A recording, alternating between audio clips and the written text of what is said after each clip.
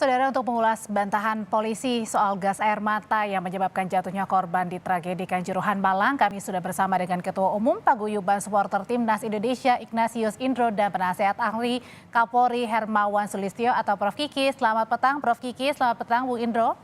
Selamat petang, Selamat Mbak. petang. Saya ke Bung Indro dulu. Bung Indro, ada soal pernyataan polisi yang bilang gas air mata ini bukanlah penyebab kematian. Betulkah yang dirasakan teman-teman supporter? Ya, kami sih menyesalkan ya pernyataan seperti itu. Ini sangat kami menilai ini adalah hal yang kontraproduktif karena kita sebaiknya masih menunggu hasil yang dilakukan oleh TGIPF ya. Kita harusnya lebih bersabar menunggu hasil dari TGIPF, jangan malah melakukan perang opini seperti ini. Seperti yang dilakukan juga misalnya oleh PSSI melempar tanggung jawab misalnya ke PT LIB ataupun ke panitia pelaksana, dan ini akan menimbulkan perang opini saja Oke. di media massa. Tapi kan kita harusnya menunggu hasil yang dari TGIPF. Oke, memang kalau misalnya dikatakan secara langsung gas air mata tidak mematikan, tapi kan juga efek samping daripada itu gitu, menimbulkan kepanikan, lalu juga akhirnya berdesak-desakan untuk berebut keluar, dan itu yang menimbulkan kematian. Belum lagi ada bukti-bukti yang dihasilkan oleh TGIPF gitu, misalnya ada mata dari korban yang sampai saat ini masih merah gitu ya. Ini apakah disebabkan oleh gas air mata atau enggak, atau seperti apa? Ini lebih baik kita menunggu hasil dari Jadi, TGIPF. jadi penyesalan yang menurut Bung Indro ini adalah karena terlalu cepat polisi umuminnya bahwa gas air mata ini bukanlah penyebab dari kematian para korban. Iya, ini terlalu cepat dan jadinya perang opini yang terjadi di media massa dan juga media sosial ya, dan saling lempar tanggung jawab antara misalnya PSSI, Oke. pihak kepolisian. Ini terlihat karena misalnya informasi-informasi yang kami terima dari media sosial gitu di WhatsApp kami gitu, ini juga saling berebut opini bahwa lempar tanggung jawab terhadap pihak lain. Nah, ini Oke. yang terjadi gitu. Oke, saling lempar tanggung jawab, kemudian beda-beda opini, malah ada yang juga dibilang terlalu cepat. Prof Kiki, kenapa sih? Apakah karena memang terburu-buru dengan waktu ya, makanya semuanya ingin berbicara dan menyatakan saya tidak salah, saya benar. Ya, betul persis seperti yang dikatakan Mas Indro itu. Pada kasus-kasus seperti ini, ya sebaiknya sabar dulu sedikit sampai tim investigasi itu menghasilkan temuan-temuan yang saintifik. Contohnya misalnya ya, seperti memang gas air mata itu kan biasanya ada tiga komponen, ada CN, CS sama CR. Ada kloro, bensal, ada macam-macam. Umumnya ada tiga ini. Kadang-kadang ditambahi dengan kalau di luar banyak dipakai itu untuk pengendalian huru hara. Oke. Itu pakai serbuk merica, serbuk merica. Nah, dulu pernah dipakai juga di Indonesia. Saya nggak tahu sekarang dipakai atau tidak, gitu ya, serbuk merica. Nah, tidak atau belum pernah ada kasus kalau itu ditembakkan di ruang yang relatif tertutup seperti sekarang. Nah, ada foto-foto beredar, yang foto itu yang menimbulkan tadi perdebatan yang tidak Maksudnya adalah video atau foto yang di mana gas air mata itu ditembakkan ke arah penonton gitu, Prof? bukan Oh, oke. foto jenazah, foto mayat yang warnanya kehitaman gitu, kehitaman jenazahnya itu, dan disebut itu korban dari gas air mata gitu.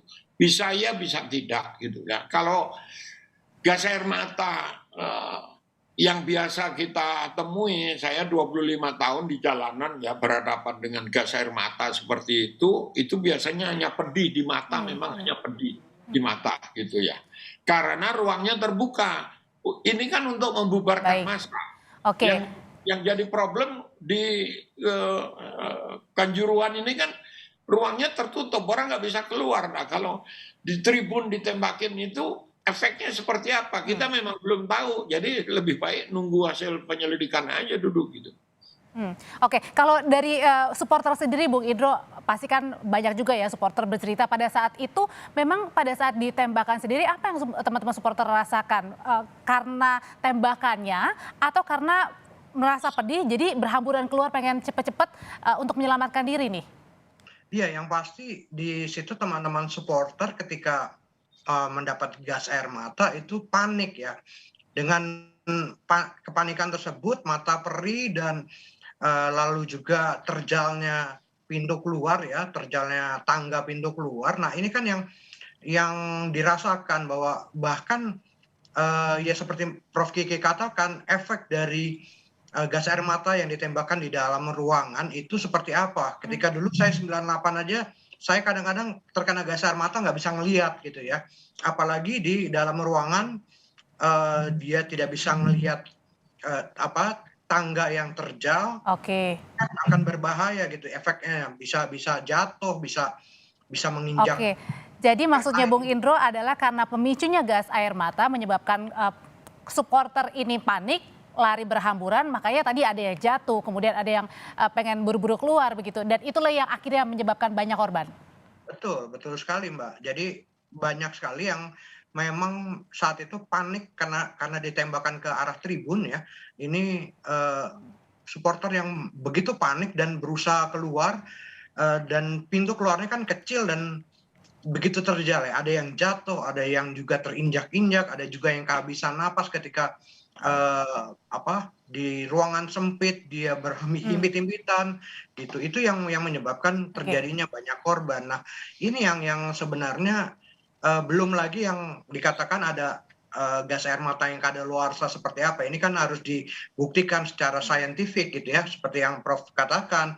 Apakah pengaruhnya terhadap orang itu seperti apa ketika gas air mata yang dilontarkan itu kadaluarsa. Ini kan kita masih menunggu investigasi yang dilakukan oleh TGIPF, Mbak. Oke, kalau gitu Prof Kiki sebenarnya tahapannya seperti apa sih kalau mau misalnya ada kerusuhan atau misalnya mungkin ada potensi-potensi yang memicu terjadinya kerusuhan untuk menembakkan gas air mata itu kapan diberlakukannya? Ada step by stepnya nggak, langkah-langkahnya?